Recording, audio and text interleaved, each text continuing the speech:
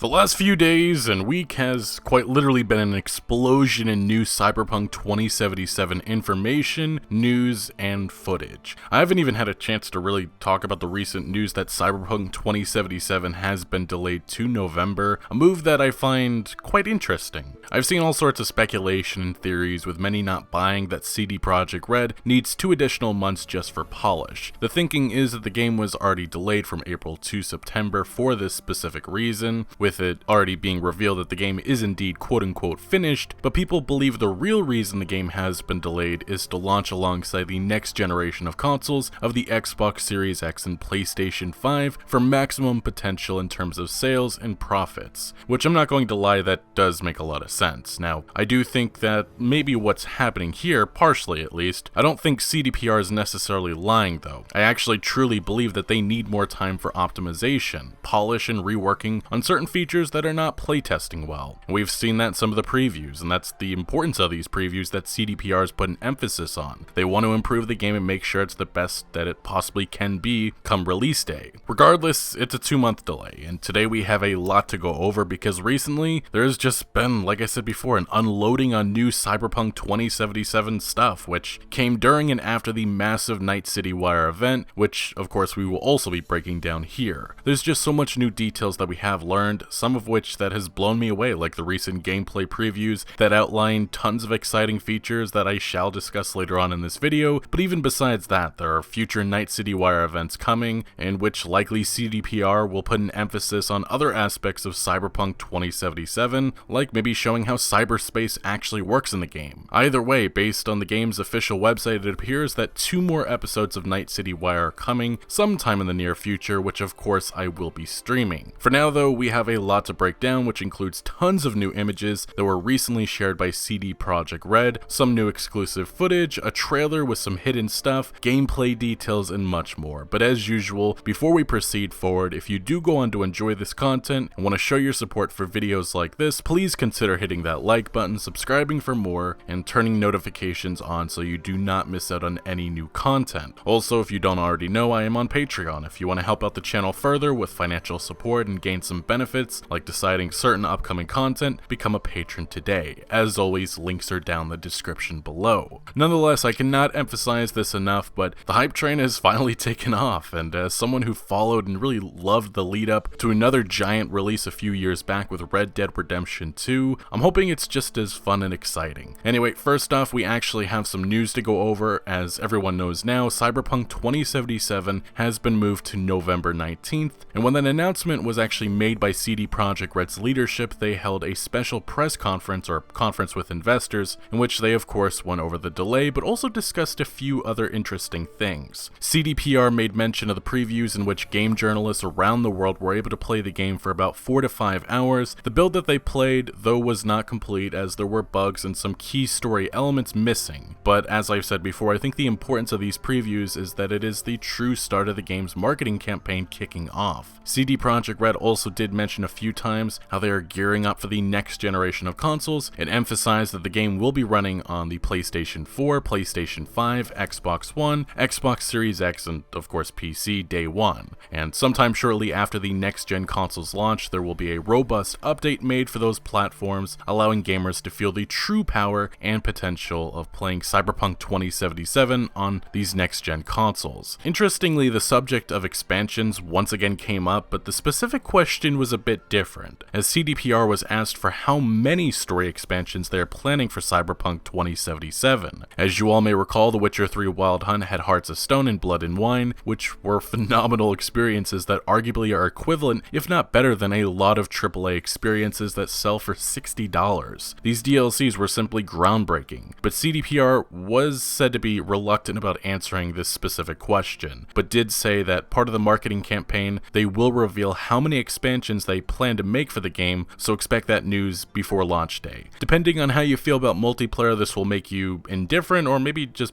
sad. But it was revealed that the game's multiplayer component was also delayed because of the delay to the main experience, which does make some sense. As has been said before, the multiplayer component is coming long after release, after these single-player story expansions have released, which likely will arrive in 2021, but this recent delay could make the multiplayer mode set for launch sometime in 2022 now. My initial prediction was late 2021, but that might have changed with the focus right now at the studios being on getting this main game out the door this holiday season. In other news, CD Projekt Red revealed a new partnership with Secret Lab. As we've seen these last few months, this is yet another merchandise brand deal in which Secret Lab unveiled the official Cyberpunk 2077 gaming chair, which almost immediately sold out, which tells you all you need to know about the anticipation in the air right now. Besides these brand deals, we've recently seen CDPR further expand the Cyberpunk 2077 world outside of the actual video game, and what I mean by that is of course the surprising announcement that a Cyberpunk anime Edgerunners is coming in 2022 from Studio Trigger. According to a news release, the anime story will focus on a street kid trying to survive in the future city, and over the 10-episode story, he will become an Edgerunner, an outlaw mercenary. Additionally, this actually came a few days prior, CD Projekt Red announced Cyberpunk 2077 Trauma Team, a comic series coming this September from Dark Horse, in which a short synopsis of the series states that Nadia, an assistant EMT for a privately owned business known as Trauma Team International, is the sole survivor of a failed rescue mission turned shootout. After she agrees to continue work for an upcoming extraction mission, Nadia and her new team find themselves in an even more dangerous and life-threatening situation. So yeah, CDPR are definitely going out of their way to expand this universe beyond the tabletop RPG, which this is all based on, and of course the massive AAA game coming this November. Actually, speaking of the game's release this November, it was just announced that CDPR is expanding just a little bit of what everyone will get when they purchase the game. The new edition is a digital comic series, which, as I've said before, no companies go out of their way to give value other than really CDPR, at least in this AAA games industry. Most $60 games, you get the game and that's typically it. Maybe a pre-order bonus, but not all of this. Now, to our final piece of news, this is actually pretty disappointing if you reside in Japan, but it has been confirmed that the game will be heavily censored in the country. A new report reveals that the Japanese version will receive a significant amount of changes. Characters that would be naked in the ordinary version will now be wearing underwear, and some of the content deemed to be too explicit has been revised. Severing body parts has also been revised, as has the amount of gore and combat. On top of this, all billboards and graffiti shaped as,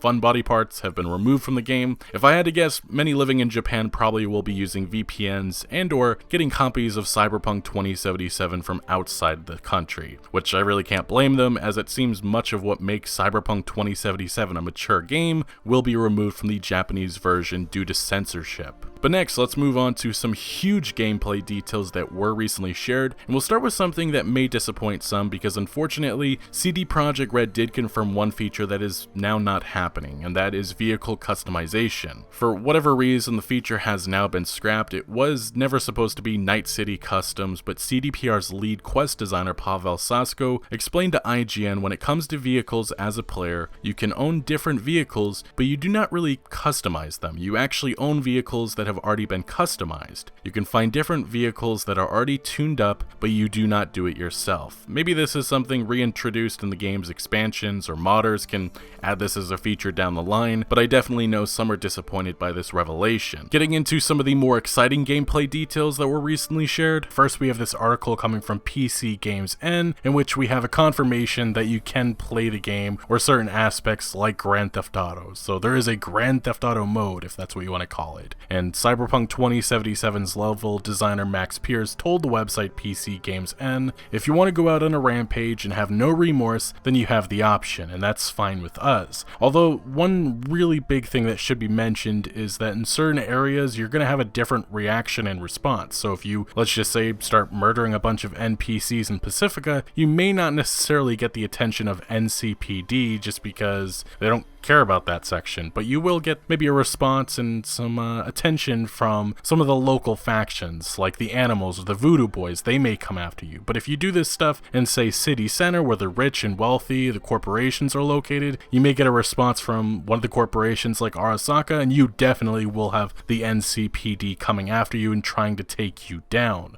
Now, another detail revealed here coming from Game Rant is there's always going to be mention of if there's Witcher 3 Easter eggs, and there already has been one found. On the Corpo Life path, it was actually discovered in one of V's desk, a game magazine which obviously has the Witcher 3 Wild Hunt on the front, and it has actually specifically series cover, so that's very cool. CDPR has been firmly against the idea, at least the game director has been against the idea of having these universes connected and having Siri included in the game in really any capacity, but I think all of us know that no matter what, there's going to be a lot of Easter eggs, and we're already seeing quite a few of them. There was actually another one found which was mentioned to Nilfgaard, and there's actually a street sign in Night City which says Milfgaard. So, and I believe at one point in some of the gameplay that was shared, there's also a mention to a restaurant or a food place which has the name of Dandelion. So yeah, I'm sure just these few Easter eggs, there's probably way many more. Following the Night City Wire event, there's been a lot of hype, speculation, and talk about one specific character that was introduced in this reveal stream, and that was Judy Alvarez, the leader of the Mox, who also gives us an introduction to the Brain Dance feature.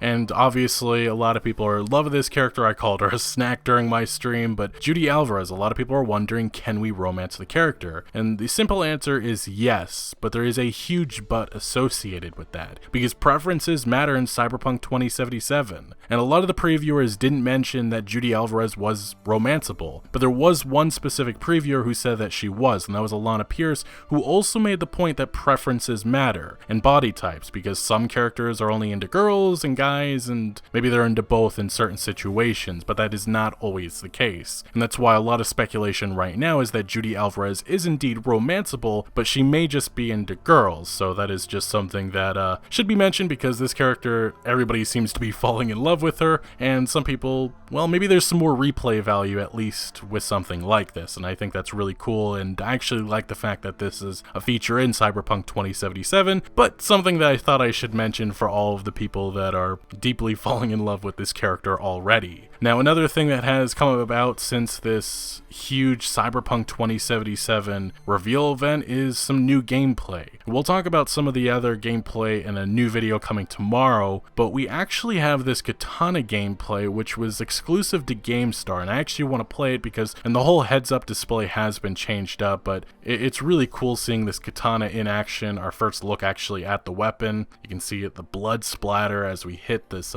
enemy, not sure who it is, but we did just finish a gig. That's another side activity, and then we see that text message, of course, coming from Regina Jones, and then we of course get in our vehicle and drive through, I believe this is Westbrook. Now, in the Cyberpunk 2077 subreddit, and much of the community has been talking about the comparisons that can be made from the 2018 footage to 2020. Because we do see some identical shots made in this new trailer, and it's really interesting just seeing how this game has evolved in just 2 years. CD Projekt Red has definitely gone out of their way to improve all aspects of this game, not just graphics, but you can also see the environments and certain parts of Night City have indeed been expanded. But first, we have this shot of Dexter Deshawn as we meet him in his car, and you can see just the lighting looks a lot more crisper, it looks a lot better now. And then here we have another shot of Royce 2018 versus 2020, Royce being the leader of the Maelstrom gang, and again it looks a lot crispier, I guess that's the word I can go for. And then we have another shot, Victor 2018 versus 2020. Just look at his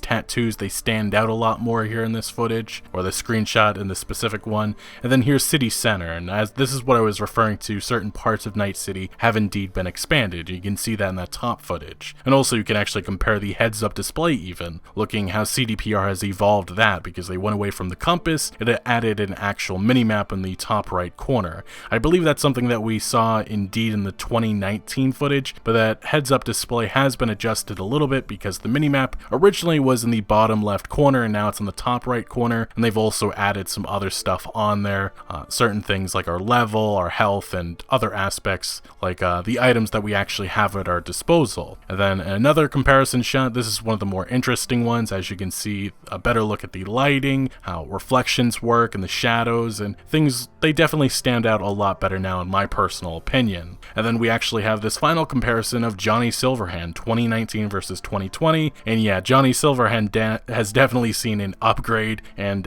facial animations look 10 times better now in my personal opinion. And this is actually the only other comparison that can be made, and this actually goes back to the 2012 or 2013 teaser trailer. That was just a concept trailer of what CD Projekt Red was aiming with Cyberpunk 2077. And yeah, I would say that the Psycho Squad definitely looks pretty close to what they were aiming for, and yeah, it's really impressive how far this game has come and how long we've been talking about this game and how close we are to release now. Now, a lot of people have also been asking and demanding and hoping for a radio station or being able to turn on the radio as they traverse through Night City in their vehicle, and that has been confirmed. That was actually confirmed in the specific Nomad image. And now diving into some of the previews, I'm not going to go into any spoilers, but I do want to go over some of the confirmed gameplay details. First, we have this Kotaku Australia article, and they note Cyberpunk 2077 does not feature fixed classes as such, but your first choice will undeniably affect your playthrough. Each of the classes have a distinct prologue that you'll play through, which you have 3 life paths: Corpo, Nomad,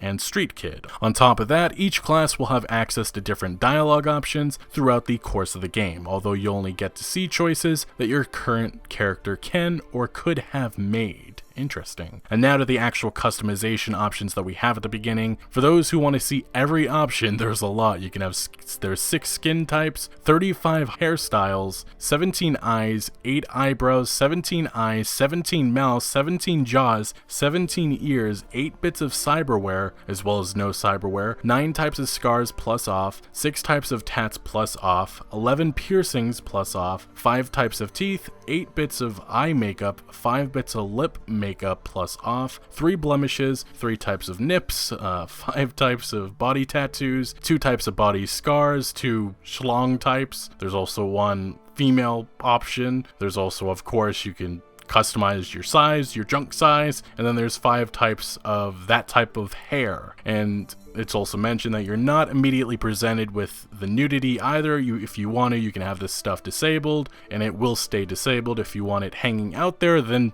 have at it. And there's been some questions if there's going to be further female customization in that area, and Pavel Sasko, one of the lead Cyberpunk 2077 developers, mentioned that they are still researching as we speak. So it definitely seems like we're going to see more of that once the game actually does come to release, so expect that. Now, PC Gamer also had their own preview, and they mentioned a little bit about some of their travels through Night City, and I found this very interesting. PC Gamer says, I slipped down a side street and I'm reminded of another part of Tokyo, and they mentioned this red light district. The street is narrow but tall, with tangled webs of electricity cables stretching between buildings, rows of blinking vending machines vying for people's attention, overstuffed noodle bars, and an endless parade of pedestrians of all shapes, sizes, and colors. There are kids wandering around too, which you rarely see in open world games. You can talk to anyone, but most people only have 1 short quippy line of dialogue. I also noticed that some NPCs get freaked out if you are hanging around them for too long, with one guy angrily accusing me of following him when I spend a little too much time admiring the detail on his gold-plated mechanical hand. The variety of NPCs is extraordinary, and I keep stopping to check out Night City's wild futuristic fashions, and remember there are 4 different types.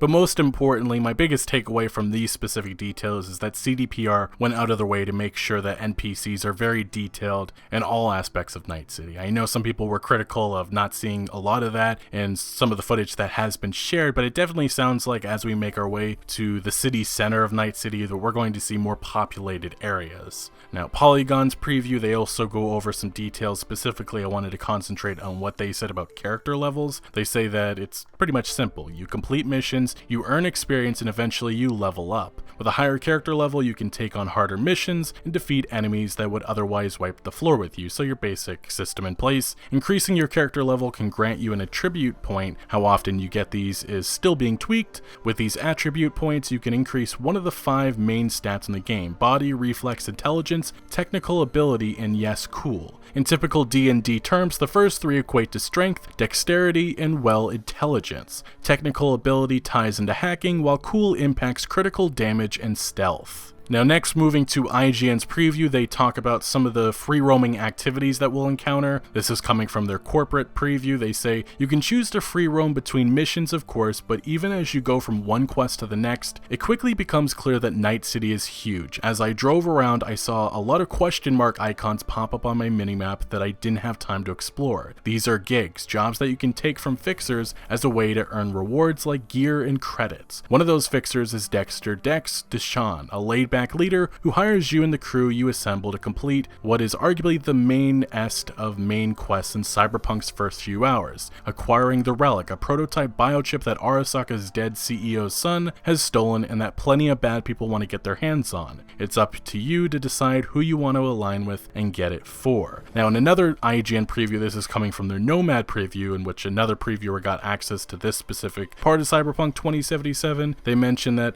there are NCPD scanner hustles, which are basically tasks that are put out by the Night City Police Department that anyone can take on. There were 6 icons to mark the various kinds of criminal activity that needed addressing, so it's pretty much mercenary work that we get hired and we can take part in. But I didn't get a chance to check out what they all meant in the map legend. I certainly ran into some violent gang activity while driving around. However, it went from something as mild as a few people running around a corner yelling about gunfire to full-on explosions and firefights a few blocks away from my destination. So these are activities that we can take part in or just honestly see the chaos going around us. Another activity involves tracking down bounties, dead or alive. I wasn't entirely sure if this was something that aligned with the scanner hustles, but after I had upgraded a certain eye part, I was able to get more data after scanning people. Many are just random civilians, but some are affiliated with gangs or criminal activity and have a bounty on their head. You don't have to act on a bounty when you see it though. I encountered a person with a bounty while finishing up on a side quest in a small shop.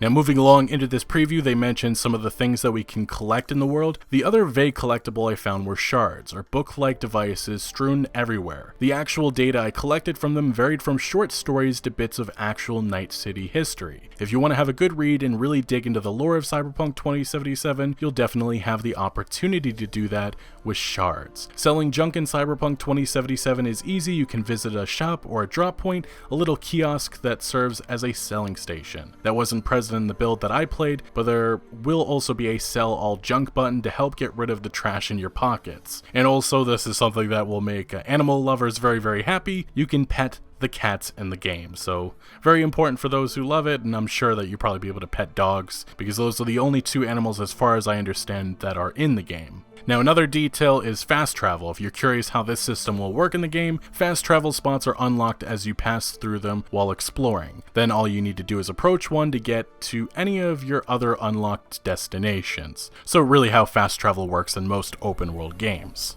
Now going to Kotaku's preview, they actually mentioned a very interesting encounter, which goes back to the 2013 teaser trailer footage, which we actually just mentioned a little bit ago. And this is actually what Kotaku says. Nearing the ending of their preview, one of CDPR's developers asked them to open the in-game map and suggested that they check out a specific waypoint. When they got the mission marker, they found an alley surrounded by police barricades. Screaming people ran as fast as they could away from the area. It didn't take me long to find out why. A woman was in the midst of cyberpsychosis, a futuristic mental illness brought about by the overuse of artificial augmentations, too much cyberware, that causes victims to react violently to fellow human beings. She seemed to teleport around the empty lot, making use of a stealth implant to warp in and out of sight before attacking me. I was flustered and quickly assumed that I had no other choice but to kill her, but it did not sit well with me, and the CDPR developer explained that cyberpsychosis is common in the world of Cyberpunk 2077, and said that the game even includes a series of side missions that revolve around investigating the affliction's prevalence in Night City. The authorities, he said, are quick to diagnose someone with cyberpsychosis no matter how subtle their symptoms, often resulting in false positives. I asked if I could have saved the sick woman instead of killing her, and the CDPR developer said that yes, you can save people with cyberpsychosis if you manage to subdue them with non-lethal weapons or stealth tactics. And as was teased in that 2013 concept trailer, it actually is how it works in 2077. The Maximum Force Tactical Division, or the Psycho Squad, will respond, and that's actually just a specialized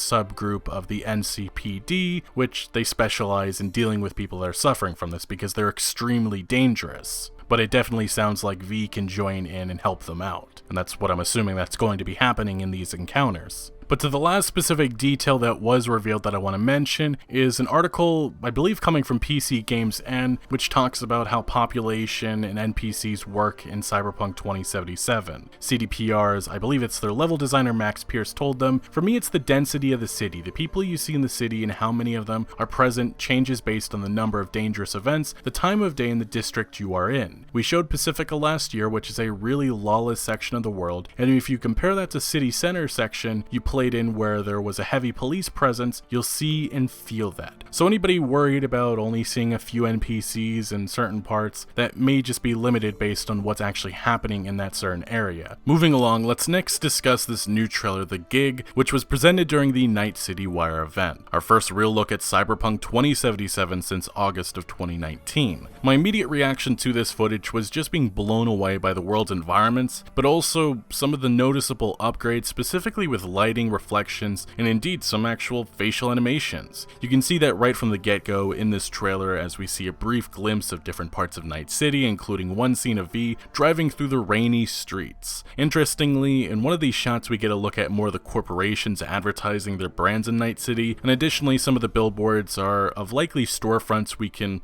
I assume, maybe venture into. A few examples are Kondachi, which is a Japanese arms manufacturer, specifically in advanced technology. There's also Kuroshi, which is a small Japanese corporate group that specializes in cyberware, consisting of Kuroshi General Cybernetics and Kuroshi Optics, which some of this cyberware was actually shown in the first gameplay demo, in which we see a Ripper Doc upgrading V. Besides corporations, we also see mention of Below Deck, which is a underwater themed club that was opened in a former aquarium. This also was one of the first locations teased in footage dating back to the game's reveal trailer in 2018, in which a short scene is shown of the Spider-Bot. Now, another club location of sorts we see next is Afterlife, which is owned by Rogue, a legendary solo, arguably the best and the biggest fixer in Night City. The club has a bar that names its drinks after the legendary Edge Runners. Among other things, it is a location where certain business transactions can be conducted privately. Players visit this early in the game after successfully completing an assignment for Dexter Deshawn. Essentially, this place is where all the high-class mercenaries hang out. I mean, you can actually order some Johnny Silverhand cocktails, which is a nice Easter egg, and also a real drink at this bar. PC Gamer noted in their preview that Afterlife is probably Night City's most famous watering hole. When they entered for the first time, Jackie excitedly lists all the legendary mercenaries and fixers who have been patrons over the years, in which he mentions the infamous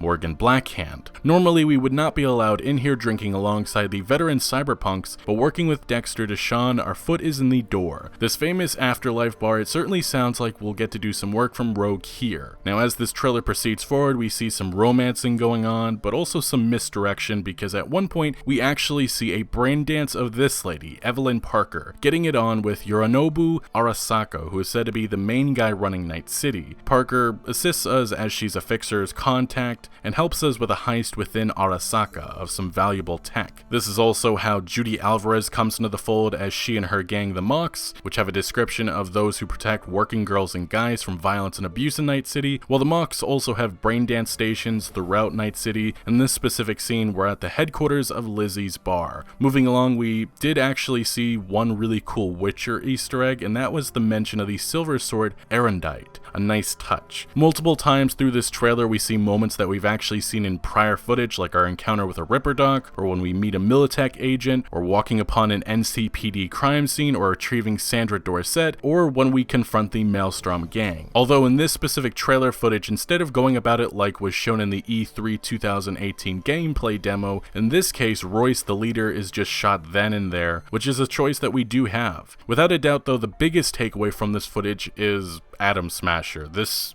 beast, or abomination of a being. Atom Smasher has a lot of history in Night City. He killed the original non-digital ghost Johnny Silverhand and formed a bitter rivalry with legendary solo Morgan Blackhand. In 2024, during the Fourth Corporate War, these two had a duel on the rooftop of the Arasaka Towers as a nuclear explosion goes off. The outcome of this duel is still unknown. The fate of Morgan Blackhand is unknown, but it does look like Atom Smasher is still around in 2077, serving as a loyal enforcer for Arasaka. Smasher is a ruthless killer, someone who has a stipulation that civilian casualties are a must, which Yeah, Smasher's reveal was a big moment for Cyberpunk fans. But a few other details from this trailer: Johnny Silverhand is not immediately in our body following us around. This will come sometime in the early parts of the game, and we see that teased at the end. I'm sure Johnny will have quite the reaction. Throughout this trailer, we actually see gameplay and action from all 3 life path branches, all of which happens during the prologue or early parts of the game. And lastly though, one really neat piece of cyberware we see in action is some sort of missile arm gun, which is pretty darn cool. To probably the biggest part of this video though, let's now go over the many new screenshots, in-game images, and artwork that was recently revealed. So starting off with our first image, we have here Jesse Cox, who announced that he will be included in Cyberpunk 2077.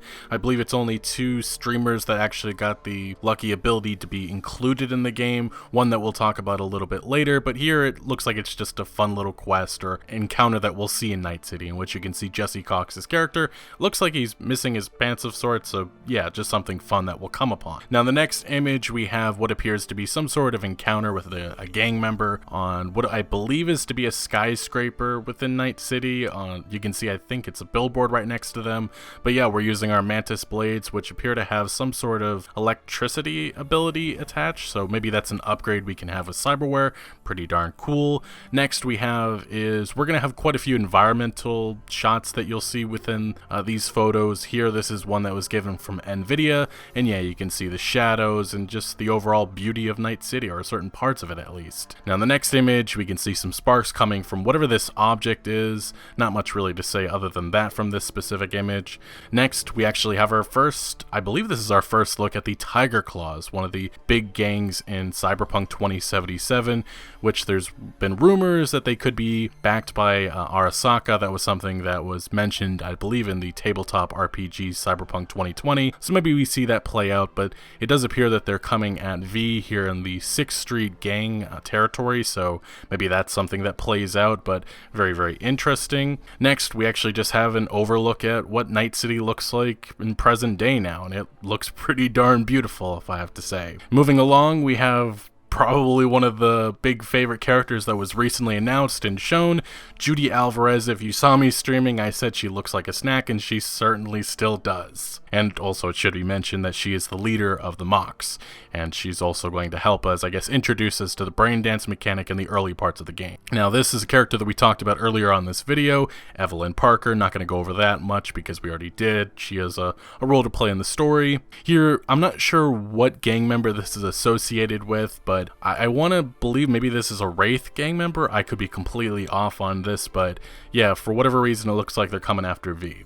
Moving along next, here we have what appears to be, I think, a Arasaka agent. Looks like they're hacking into something maybe, but overall it's just really cool, the lighting in this image. Next, we actually have us in action in combat as I believe we're an Arasaka agent, and for whatever reason it looks like we're going after some individuals that don't look like Arasaka agents. It's unclear who these people are, but from some of the previews that were mentioned, it does seem like there's a rivalry going on inside of Arasaka between some executives, so this may be one of the other executives hiring some mercenaries to protect them. So it looks like V's, well, going in to clean up and go after this executive. And you can see the interesting thing is the heads-up display, which you can see the Arasaka logo at the top, but also near the bottom you can see that we're connected to Arasaka. Pretty cool. Now moving along, next we have is just another look at Night City. You can see the trash on the ground, some of the more, I guess you could say, broken down vehicles, so one of the poorer sides of Night City. And then obviously you have this NPC walking around with a cigarette in their hand, and obviously some cyberware. And here are some advertisements that we'll see within Night City. These are all over the world. This is just one example of it, and there's actually one more here from Arasaka. Moving along, again, these are some more images that were shared by NVIDIA. Again, you can see the shadows, how things are reflected. Pretty cool. And this is actually coming from the Nomad Life Path, the first time we enter into Night City. This is the border. Again, a very cool shot. As you can see, I believe some sort of flying vehicle above us as we are first entering into the Night City. And then this is another shot that we've seen actually quite a few times already in some of the past videos, specifically in the deep dive. I believe we drive on that actual bridge in front of that sign as we enter into Pacifica, which is going to be a region that will encounter the Voodoo Boys and animals. Now in this next image, we're introduced to Pepe, who is a bartender at the El Coyote Coho Neon clad drive bar, which is located in Haywood, which is Valentino territory. And Pepe is apparently in trouble. He's friends with V, so we end up helping him out. And the thing is that there's a fixer that, well, Pepe owes some money to, and he sends us on a quest in which we have to retrieve a rare car for him. So this is how the Street Kid life path starts out, or one of the missions associated with it in the early parts of the game. And here, we've seen this shot a few times. If you watch the gig trailer, we have obviously seen it. This is Lizzie's bar, and just a very nice nightclub in Night City that will probably have quite a few missions and quests within. And now in this next image, this is also another bar in Night City. This is the Afterlife bar. We talked about this earlier, where a lot of the legendary mercenaries hang around. And here, I believe this is the Ripper Dock area, where we can get some cybernetics and cyberware done, upgrades, stuff like that, but I'm not entirely too sure because, again, this was also mainly just shared by NVIDIA to show how amazing Cyberpunk 2077 will look, at least on PC. And this is actually another shot of that. It's just, I love the detail to this world. You can see the trash, how nasty this city has become in certain parts. That's something that's going to distinguish certain districts. And here we actually see V facing off with what appears to be an NCPD officer. It's unclear what caused all of this, but we can see some bodies in the background, so maybe V went on a sort of rampage, but this is outside of Lizzie's bar, so very interesting. In this next image, again, this is just showing some of the rainfall going down and some of that, I guess you could say, a very Blade Runner-esque image. I don't know if that makes any sense, but in a lot of Cyberpunk pieces of entertainment, you see the neon lights, the rain coming down, so pretty standard, but a very cool shot nonetheless. And here in this next image, we actually go back to the Afterlife Club, or bar, and we actually see some Valentino gang members as they are just hanging around having, I guess, a good time. And this is actually our first look at the Psycho Squad. We talked about them earlier in this video, but it looks like they're going after somebody who is suffering from cyberpsychosis. And yes, religion still does play a role in the world of Cyberpunk, and this looks like to be a monk who's just, I don't know if he's praying, but he's sitting around. And again, this actually goes back to the Street Kid life path. This is the scene from that same bar that I was talking about with Pepe. This is the fixer that we have to do the mission for. I believe his name is Kirk, and he's also said to be like a shady loan shark of sorts, who is trying to intimidate V and Pepe. And again, this is your typical, you know, Cyberpunk or Blade Runner-esque image. Nonetheless, it still looks very, very cool, just seeing how rain drips down. You can see the reflections from the lights. I just love these shots, honestly. And actually, this is our first look at the 6th Street Gang. We haven't seen them yet. If you're not aware with what the 6th Street Gang's history is, they were founded by veterans of the 4th Corporate War, tired of the helplessness of the NCPD. 6th Street was meant to serve and protect the community of Vista del Rey, but their intentions, or what they interpret law and order, it's vastly changed, and let's just say they've become very questionable and self-serving with how they go about business now. In the next image, this is just a shot outside of the Afterlife bar. Not much else that needs to be said, just some NPCs that are hanging about. And then actually this is just some traffic that goes on within Night City, like it is in California. You're going to see a lot of that apparently in the world of Cyberpunk 2077. Very, very cool. And this looks like to be some sort of Arasaka agent or some corpo. I'm not sure who this individual actually is, but they obviously are looking at V for whatever reason. And this is actually goes back to the Nomad life path. This is the early parts. You have some, I guess, creepy sheriff who's just asking a lot of questions to V. And this is actually a very nice image, just showing, I guess, another cover art for Cyberpunk 2077, in which we obviously have V, and then we have Johnny Silverhand, the digital ghost behind him. Again, these are just some more images that were shared by NVIDIA. You can see the rain coming down. You can also see some of the smoke in the air. You can see the neon lights. You can see the lights from going from the car, and the reflection looks very good. And then again, another image just like that, but this time it's sunset and the inside of what appears to be some type of broken and abandoned area of Night City. And then this obviously looks to be some sort of Arasaka territory, just judging by the crates that are in front of us, but it looks like some sort of festival maybe about to go on. And then again, this goes back to the images that we've seen before with Pepe and the Fixer, because this is at the same bar, the El Coyote Coho. I gotta keep saying that. And then this is another streamer that will be in Cyberpunk 2077, and I believe this is just an NPC or an encounter that we'll have in the world. And then this is actually set, I believe this is Arthur Jenkins, which is an Arasaka executive. He's also supposed to be V's boss on the Corpo path, and he has us tracked down, and we're supposed to kill a different Arasaka executive, but apparently that executive expects betrayal, so they obviously have some protection already ready to go. But Arthur Jenkins definitely looks like he looks like an antagonist. And this is an image that I believe was released before Night City Wire, but nonetheless, a lot of reactions from it. Looks very Blade Runner 2049-esque, or some people obviously have made mention to Breaking Bad, and it certainly does look like that. And then here in the final image that was specifically shared by CDPR, this is actually, I believe it was shared on Chinese social media, and this was celebrating the Dragon Boat Festival in China.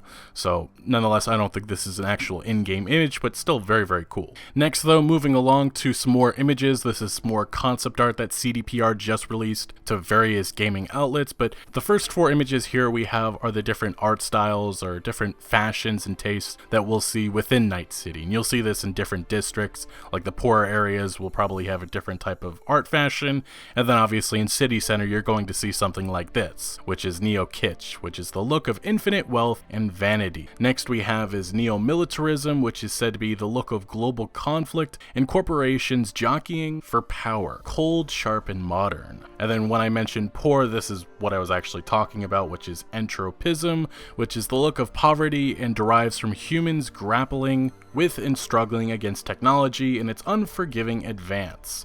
And then the last fashion style that we'll see within Night City is kitsch, which is the look of a long-lost golden age on people entirely unwilling or unable to forget it. It's flashy, bold, and usually cheap. Here in this next image, this may remind you of the 2019 deep dive video in which we see the Voodoo Boys. I believe we actually see one of these flying ships and we see somebody shooting out of it, and I think that was the inspiration, this specific concept art. Again, this looks like the inside of an apartment. We have the outside, and this looks like to be the Valentino territory, obviously just some NPCs hanging around, and then obviously again another inside of an apartment. And then here we have Lizzie Wizzy. Obviously she has some fanatic, a gang within Night City that obsess over her. Grimes actually plays this character. There'll probably be a quest surrounding her. That'd be very, very cool. We've obviously have seen this character. This was revealed in 2018.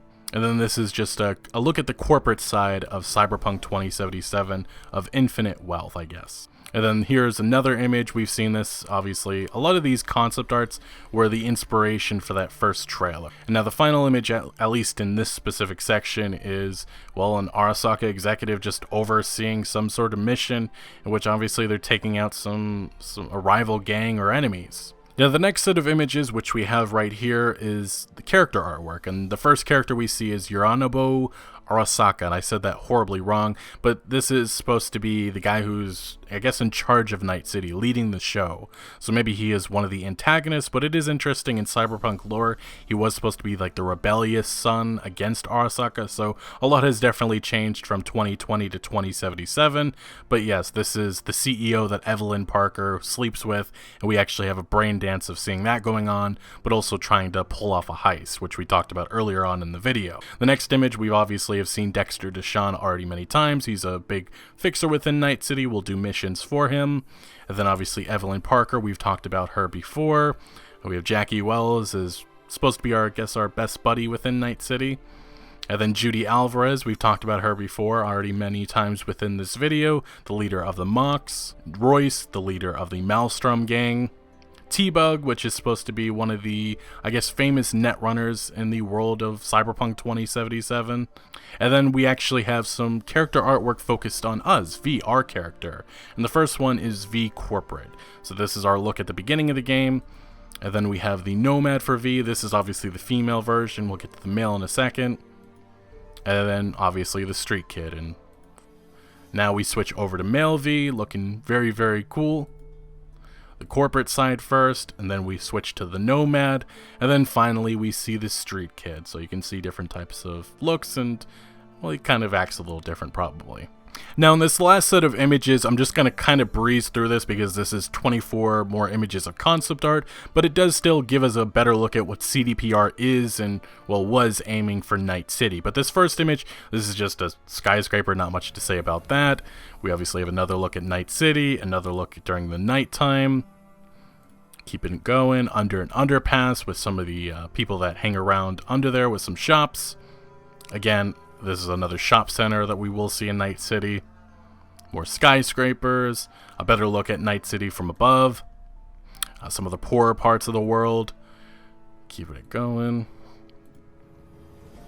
And this is Rancho Coronado, another location that we will get to explore a little bit. And then this is our first look, I guess, at a certain faction out in the Badlands, which is supposed to be the Eldecados. At least this is what CDPR was aiming for with this gang, but it has been said that the Eldecados, we can do some missions. They're, I guess, a little bit more welcoming to V, at the very least.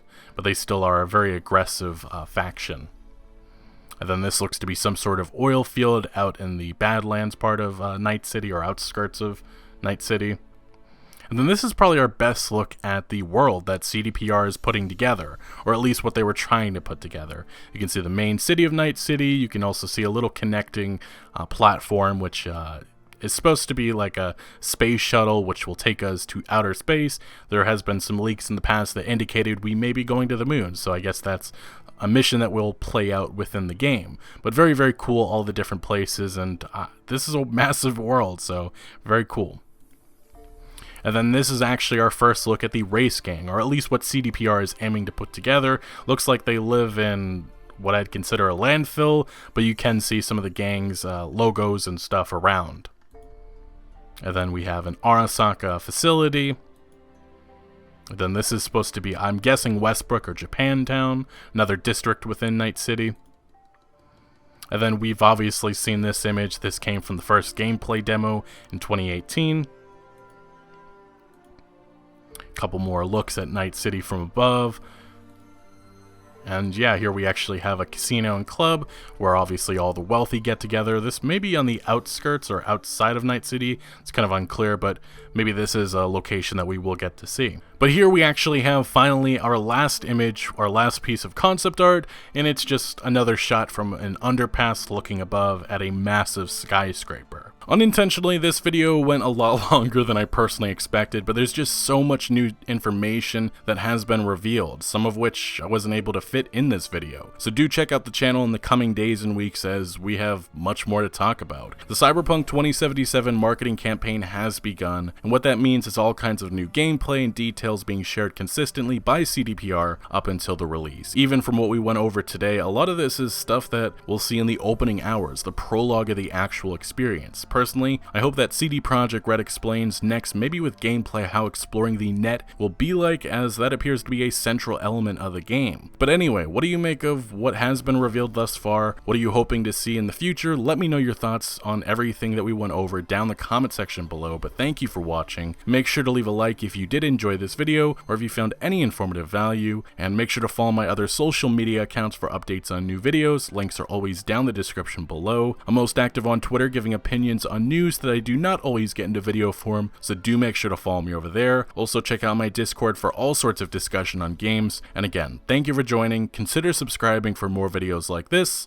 and I'll see you later.